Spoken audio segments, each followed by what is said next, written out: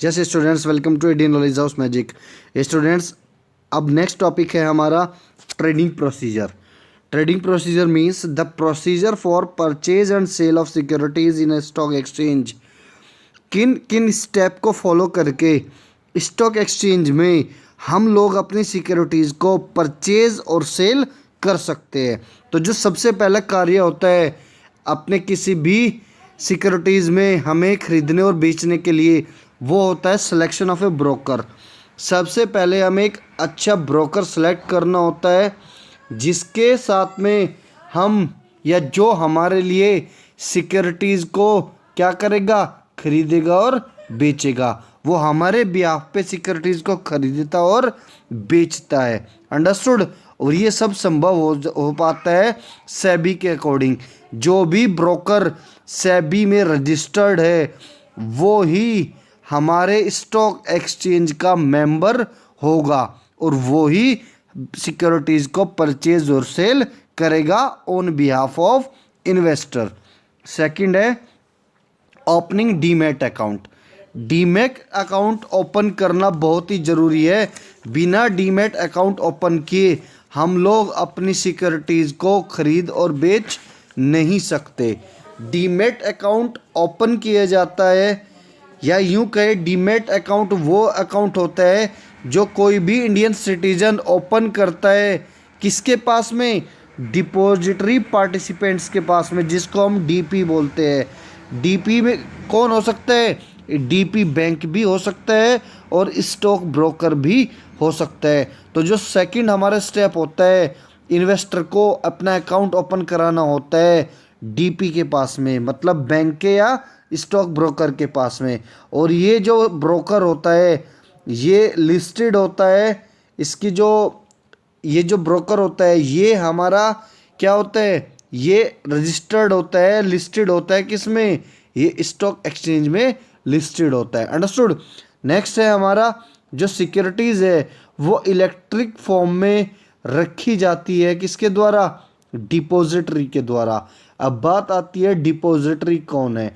Depository वो institution संस्था है जो होल्ड करता है सिक्योरिटीज़ को, means share, debenture, bond, mutual funds को। Understood. There are two depositories in India, NSDL national securities depository limited और CDSL central depository service limited. Understood. Next है depository participate will maintain security account balance of investor. अब मैं आपको ये पूरी चैन के माध्यम से बताता हूँ। सबसे पहले क्या होता है, देखिए, सबसे पहले जो इन्वेस्टर है वो क्या करेगा, वो अपना अकाउंट ओपन कराएगा किसके पास में? वो अपना अकाउंट ओपन कराएगा डिपॉजिटरी पार्टिसिपेंट्स के पास में। डिपॉजिटरी पार्टिसिपेंट्स कौन होते हैं? बैंक और ब्रोकर, कोई भी broker, commission agent. Understood. Account कराने के बाद डिपॉजिटरी पार्टिसिपेंट्स किसके संपर्क में आएगा? डिपॉजिटरी के संपर्क में आएगा। डिपॉजिटरी क्या करता है? डिपॉजिटरी हमारे ये है NSDL और CDSL। डिपॉजिटरी होल्ड करता है किनको? सिक्योरिटीज़ को। ठीक है। डिपॉजिटरी का डायरेक्ट लिंक होता है किसके साथ में? कंपनी के साथ में, जिसके शेयर हमें खरीदने हैं। तो बच्चों ये जो चेन है वो क्या है, कोई भी इन्वेस्टर डायरेक्ट कंपनी से डील नहीं कर सकता सिक्योरिटीज़ को परचेज और सेल करने के लिए, ना डिपॉजिटरी से कर सकता है। वो किससे करेगा? वो इन्वेस्टर डिपॉजिटरी पार्टिसिपेंट्स मतलब बैंक और ब्रोकर के यहाँ डीमैट अकाउंट ओपन कराएगा और ये जो डिपॉजिटरी पार्टिसिपेंट्स है ये इससे संपर्क करेगा डिपॉजिटरी से। अंडरस्टूड। और डिपॉजिटरी कॉन्टैक्ट में आता है किसके? कंपनी के। अंडरस्टूड। कंपनी के शेयर कौन होल्ड करता है? डिपॉजिटरी। अंडरस्टूड। सो ये थी हमारे सेकंड स्टेप। थर्ड स्टेप है प्लेसिंग द ऑर्डर। अब हमने ऑर्डर प्लेस कर दिया। अंडरस्टूड। ऑर्डर प्लेस करने का मतलब हमने, जो हमारा इन्वेस्टर था उसने ऑर्डर दे दिया कि मुझे पर्टिकुलर इस तरह के शेयर चाहिए, उनका ये दाम होना चाहिए, ये उनकी मार्केट वैल्यू होनी चाहिए। तो अब जो हमारा डिपॉजिटरी पार्टिसिपेंट्स है वो क्या करेगा, वो ऑर्डर उसको मिल जाएगा, और जो ऑर्डर दिया जाएगा वो या तो पर्सनली दिया जाएगा, या टेलीफोन पे भी दिया जा सकता है, या सेल फोन पे, या ईमेल के थ्रू। अंडरस्टूड। और इसमें ऑर्डर में इंस्ट्रक्शन दी जाती है क्लियरली कि आपको किस रेंज का शेयर खरीदना है, सिक्योरिटीज़ खरीदनी है। अंडरस्टूड। और जो लिस्टेड कंपनी है उसी का हम शेयर खरीद सकते हैं जो स्टॉक एक्सचेंज में रजिस्टर्ड होती है। नेक्स्ट है एग्जीक्यूटिंग द ऑर्डर। अब जो हमारा डिपॉजिटरी पार्टिसिपेंट्स है उसका अगला कार्य है क्या, जैसा उसको इंस्ट्रक्शन मिला है इन्वेस्टर से, उसी प्रकार से उसे सिक्योरिटीज़ को खरीदना और बेचना होता है। वो जो भी प्राइस रेंज इंस्ट्रक्शन दी थी किसने, इन्वेस्टर ने, उसी के आधार पर वो वैसे ही सिक्योरिटीज़ को खरीदेगा और बेचेगा। अंडरस्टूड। नेक्स्ट है, और एक कॉन्ट्रैक्ट नोट भी साइन, एक कॉन्ट्रैक्ट नोट तैयार किया जाता है किसके द्वारा, एक कॉन्ट्रैक्ट नोट तैयार किया जाता है डिपॉजिटरी पार्टिसिपेंट्स के द्वारा।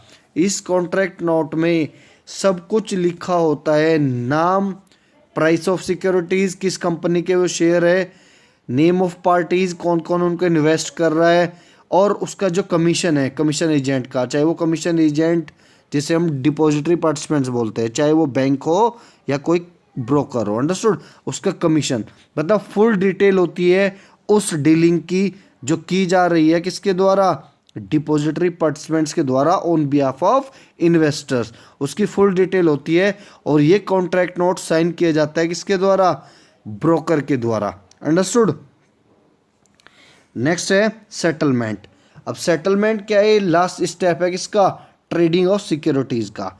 ये जो सेटलमेंट होता है ये किया जाता है ब्रोकर के द्वारा ऑन बिहाफ ऑफ क्लाइंट, बोले तो इन्वेस्टर, इन्वेस्टर के बिहाफ पर ये सेटलमेंट किया जाता है ब्रोकर के द्वारा।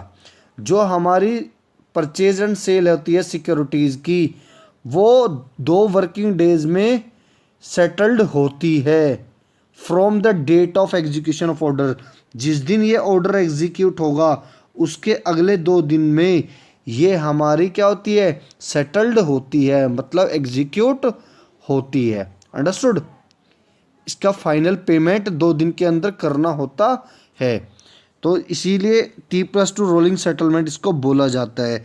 जो हमारी ट्रेडिंग सिक्योरिटीज़ है वो 9:55 से 3:30 PM तक जो इंडियन स्टैंडर्ड टाइम है उसी के समय अवधि के दौरान खरीदी और बेची जा सकती है थ्रू स्टॉक एक्सचेंज। और वर्किंग डेज होते हैं मंडे टू फ्राइडे। जो डिलीवरी ऑफ शेयर होती है वो डीमेटेरियलाइज फॉर्म में की जाती है, मतलब इलेक्ट्रॉनिक फॉर्म में की जाती है। शेयर हमारे फिजिकल फॉर्म में नहीं रखे जाते, इन्वेस्टर को फिजिकल फॉर्म में नहीं दिए जाते, इलेक्ट्रॉनिक फॉर्म में दिए जाते हैं, इंटरनेट पर दिए जाते हैं। अंडरस्टूड। सो स्टूडेंट्स आज के लिए सिर्फ इतना ही। नेक्स्ट वीडियो में मिलेंगे नेक्स्ट टॉपिक के साथ में। तब तक आप मेरी इस वीडियो को देखते रहिए, लाइक कीजिए, शेयर कीजिए और कमेंट करना ना भूलिए। Thank you.